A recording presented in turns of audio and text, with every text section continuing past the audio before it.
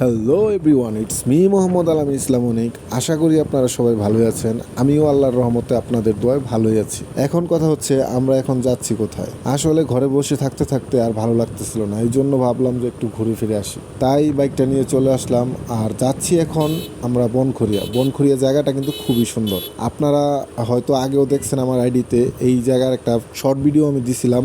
আজকে এই জায়গাটা নিয়ে একটা অস্থির একটা ভিডিও বানাবো ইনশাল্লাহ। এখন আমি আছি ঢাকা ময়মনসিংহ মহাসড়কে। এই রাস্তা দিয়ে ঢাকা যাওয়ার পথে বামে একটা রাস্তা আছে, আমরা ওই রোড দিয়ে যাব। বন্ধুরা, ঢাকা ময়মনসিংহ কিন্তু মোটামুটি ভালোই সুন্দর, কিন্তু এই রোডে অ্যাক্সিডেন্ট অনেক হয়, কারণ পিছন দিয়ে যে কাটাটা দিয়ে আসলাম আমরা, এরকম কাটা আর অনেক আছে যেগুলো দিয়ে গাড়ি, অটো, মোটরসাইকেল অবাধে ইউটার্ন নেয়।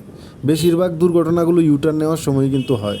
সামনের যে রোডটা আছে ওই রোড দিয়ে আমরা বামে ঢুকবো, বামে ঢুকলেই বনখড়িয়া রোড আমরা পেয়ে যাব। আমাদের বাড়ি থেকে যদিও একটা সহজ রাস্তা আছে, গাজীপুর জয়দেবপুর শিমুলতলির যে রোডটা আছে ওই রোড দিয়েও সোজা যাওয়া যায়, কিন্তু ওই রোড দিয়ে গেলাম না, মাঝে মধ্যে ওই রোডে জ্যাম পড়ে, এই জন্যই আজকে এই রোড দিয়ে আসলাম।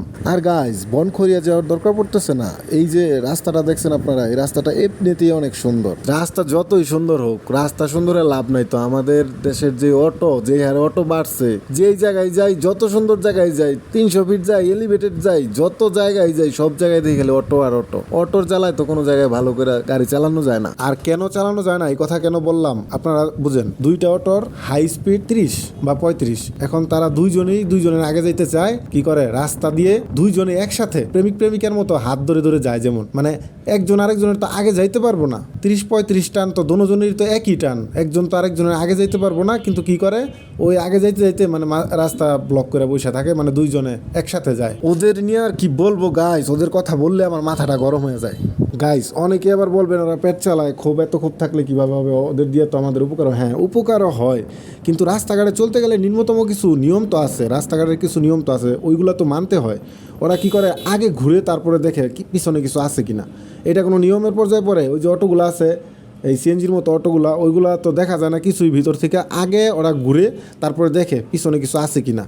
মানে আপনি চিন্তা করেন, একটা মোটরসাইকেল যদি সোজা যায় আর যদি আগেই ঘুরে ফেলে, তাহলে কি অবস্থাটা হবে। আর ওদের কথা বাদ দেন, ওদের কথা বলে লাভ নাই। কয়েকদিন আগে শুনলাম কিছু অটো ঢাকা শহর চলাচলের কারণে ভাঙলো, আবার শুনলাম 50,000 না 1 লাখ টাকা দিয়ে ফেললো। এটা কি হইলো? ধুর, ওদের কথা বাদ দিই তো। ওদের কথা বলতে বলতে মুডটাই নষ্ট করে ফেললাম। আসলাম ঘুরতে, ওদের কথা বলতে বলতে মাথাটাই গরম করে ফেললাম। এই যে এই ক্ষোভটা যে কেন, একজন বাইকার না হলে আপনি কোনো সময় বুঝতে পারবেন না। একজন বাইকার হলেই এই ক্ষোভটা একমাত্র আপনি বুঝতে পারবেন যে কেন এত ক্ষোভ এই অটোরিকশার উপরে। আবার আমরা মোটরসাইকেলও কিন্তু বাদ যাই না। এই যে প্রাইভেট কার আছে না, প্রাইভেট কারওয়ালারাও কিন্তু মোটরসাইকেল দেখতে পারে না, আমরা চিপা চাপা দিয়া যে কোনো সময় ঢুকাই দিই। বাই দ্য ওয়ে গাইস, আজকের আকাশটা কিন্তু খুব সুন্দর হয়ে রয়েছে, আপনারা কি নোটিস করছেন? আর গাইস, একটা মজার কথা জানেন, আমার মনে হইতেছে দিনে দিনে আমি নেশা করে যেতেছি। ওয়েট, কেউ কথাটা নেগেটিভলি নিয়েন না, বলছি কারণ আছে। কারণটা হলো গাইস, আমি যখনই মনস্থির করি যে গাড়িটা কিছুদিন বের করব না, রেখে দেবো বাসায়, গাড়িটা বের করলে কিন্তু আমার ভালোই ক্ষতি হয়। আমার কিন্তু ছোটোখাটো একটা স্টুডিও আছে, ওই স্টুডিওটা ফুল আমারই চালাইতে হয়। তো গাড়িটা যদি আমি বের করি, ঘুরতে বের হই, তাহলে কিন্তু আমার ভালোই ক্ষতি হয়। মনস্থির করি যে গাড়িটা কিছুদিন রেখে দেবো, ঘুরবো না, ভালো করে দোকানদারিটা করব, কিন্তু এটা কোনোভাবেই সম্ভব হয় না। যেই 8-10 দিন 12 দিন যায়, গাড়ি আমার বের করতেই হবে, চালাইতেই হবে, ঘুরতেই হবে। মানে আমি এইটার দিকে একটা এডিক্টেড হয়ে গেছি। এই জন্যই বললাম যে আমি হয়তো নেশা করে যেতেছি দিনে দিনে। ওকে, এখন যেই টপিকটা নিয়ে আমি আলোচনা করতে চাচ্ছি সেটা হচ্ছে একটা মধ্যবিত্ত ফ্যামিলির ছেলে কিভাবে একটা বাইক কিনবে। একটা বাইক কিন্তু মধ্যবিত্ত ফ্যামিলি একটা ছেলের বিশাল একটা স্বপ্ন থাকে। যাদের টাকা পয়সা অভাব নাই তাদের কথা আলাদা, কিন্তু একটা মধ্যবিত্ত ফ্যামিলির ছেলের একটা স্বপ্নই থাকে, যেই সময়টা 18-19 বছর বয়সে পাড়া দেয়, ওই সময়টাতে একটা স্বপ্নই কিন্তু আলাদা থাকে যে নিজস্ব একটা বাইক হবে, নিজের মতো করে চালাবে, নিজের মতো করে যত্ন নিবে বাইকের, এইসব একটা স্বপ্নই কিন্তু থাকে। এখন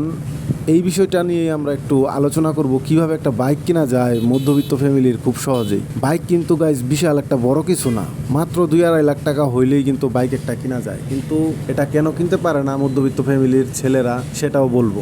গাইজ, স্বপ্ন কিন্তু ঘুমিয়ে যেই স্বপ্ন দেখা যায় সেটা কিন্তু সত্যি হয় না, আর জেগে জেগে যেই স্বপ্ন দেখা যায় সেটাই নাকি সত্যি হয়, কথায় আছে। তো বিষয়টা আসলে এরকম যে তুমি যদি কোনো কাজকর্ম না করে ঘরে বসে থাকো, বাবা মার উপরে চাপ দাও গাড়ির জন্য, একটা গাড়ির জন্য, তাহলে কিন্তু এইটা কোনো সময় তোমার জন্য সুখকর কিছু নিয়ে আসবে না। গাইজ, আমাদের বাংলাদেশে 500 টাকা ইনকাম করা এটা কিন্তু বড় কোনো বিষয় না। একজন রাজমিস্ত্রি কিন্তু 800 টাকা করে দৈনিক ইনকাম করে। তো ইচ্ছা করলে কিন্তু 500 টাকা ইনকাম করা বড় কোনো বিষয় না। আর গাড়ি কেনার ক্ষেত্রে আমরা যদি ধরি আমাদের 2.5 লাখ টাকা না, লাগবে আমাদের 250 টাকা, মানে 2.5 লাখ টাকাকে আমরা 250 টাকা ধরি আর 1000 টাকাকে আমরা 1 টাকা করে ধরি। টেকনিকটা একটু ফানি মনে হইলেও এটা কিন্তু কাজ করে গাইজ। আমি যে আমার গাড়িটা কিনছি এইরকমই করে, মানে নিজের মনের একটু অন্যরকম করে বুঝ দিতে হয়। টাকা যেহেতু যেই সময় তুমি জমাইবা, তো এই জায়গায় 2-3 দিন কাজ করলে কিন্তু 1000 টাকা কিন্তু হয়ে যায় প্রায়। ওই 1000 টাকা রাইখা দিতে হইব, তো খরচ করলে হইব না। ওই 1000 টাকা রাইখা দিতে হইব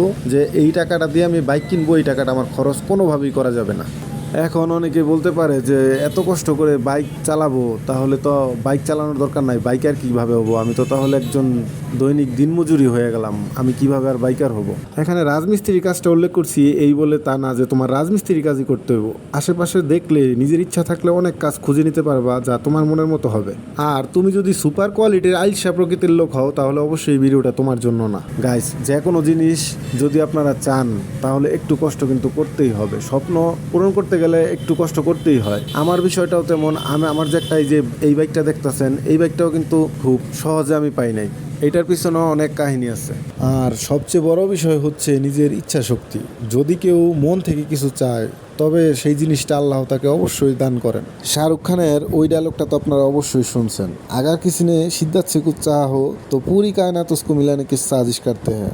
অ্যাকর্ডিং টু দিস ডায়লগ, তুমি ঘরে বসে থাকবা আর বাবাকে চাপ দিবা বাইক কিনবা, ওইটা তো হবে না। নিজের স্বপ্ন নিজেরই পূরণ করতে হবে। যদিও শাহরুখ খান তার নিজের ফিল্মের নায়িকার জন্য এই ডায়লগটা উৎসর্গ করেছে, কিন্তু বাইকারদের একটা বিশাল বড় ইমোশন।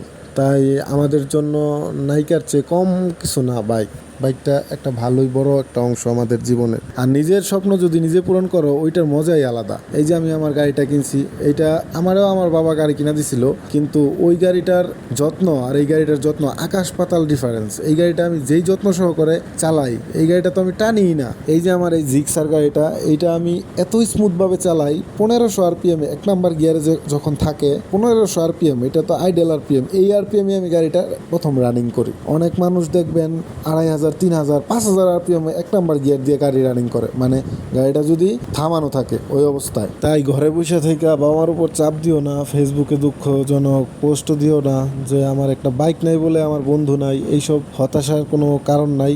নিজে কাজ করো, কাজ করে একটু একটু করে জমাও, নিজের মন সেট করো, তাইলেই একটা গাড়ি আইসা পড়বে ইনশাল্লাহ। আমি কথাগুলো বললাম কারণ আছে, কারণ এই যে আমার এই ভিডিওটা তোমরা যখন দেখতেছো, আমি জানি অনেক ছেলেরাই যারা এই ভিডিওটা দেখতেছে তারা আশাই আছে যে একটা বাইক কবে কিনবে। কারণ আমিও ছিলাম, আমিও যে সময় একটা গাড়ির আশায় আসছিলাম, ওই সময় আমি কিন্তু এই যে ব্লগের উপরে আসছিলাম। ব্লগ দেখলে আমার মনে হতো যেমন আমি আসি ওই জায়গায় আছি, আমি নিজেই গাড়ি চালাইতেছি, আমি যাইতেছি, ঘুরতেছি, ফিরতেছি, মানে ব্লগ দেখলে একটু হলেও উপকার হয় আর কি। আমার যে সময় বাইক আসছিল না ওই সময় কিন্তু আমি ব্লগ দেখার সময় পার করতাম আর অপেক্ষায় থাকতাম কোন সময় একটা বাইক আসবে আমার কাছে।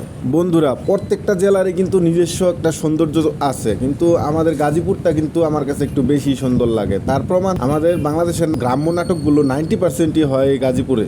তারপরও কিছুদিন পরে পরে কিন্তু আমাদের গাজীপুর ভাইরাল হয়। এখন চলতেছে লিচুর সিজন, লিচুর জন্য এখন আমাদের গাজীপুর ভাইরাল। আবার কিছুদিন আগে ছিল কমলার সিজন, কমলার জন্য আমাদের গাজীপুর ভাইরাল। কমলাও কিন্তু হয় আমাদের গাজীপুরে। গাইস, কি নেই আমাদের গাজীপুরে? আমাদের গাজীপুরে আছে national park, Bangabandhu safari park, বাংলাদেশের সর্ববৃহৎ গ্রাম পিরুজালি, আমাদের আছে কানাইয়ের মতো এত সুন্দর একটা গ্রাম। সব কিছুই তো আমাদের গাজীপুরে আছে। আর এই সব জায়গায় আমি যাব, আপনাদেরকে দেখাবো ইনশাল্লাহ। অ্যাকচুয়ালি আমাদের গাজীপুরে যা যা আছে সারাদিন বললেও শেষ করা যাবে না।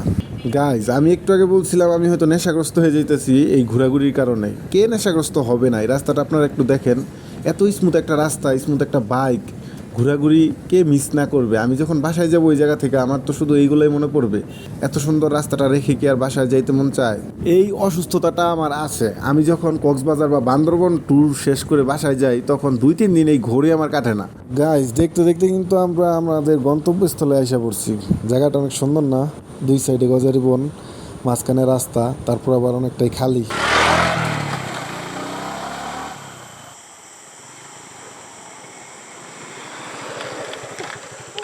গাইজ, দেখো একটু, মনে হচ্ছে অ্যামাজন জঙ্গলের ভিতরে আইসা পড়ছি। গাইজ, তোমরা কি ঝিঝি পোকার শব্দ শুনতে পাচ্ছ?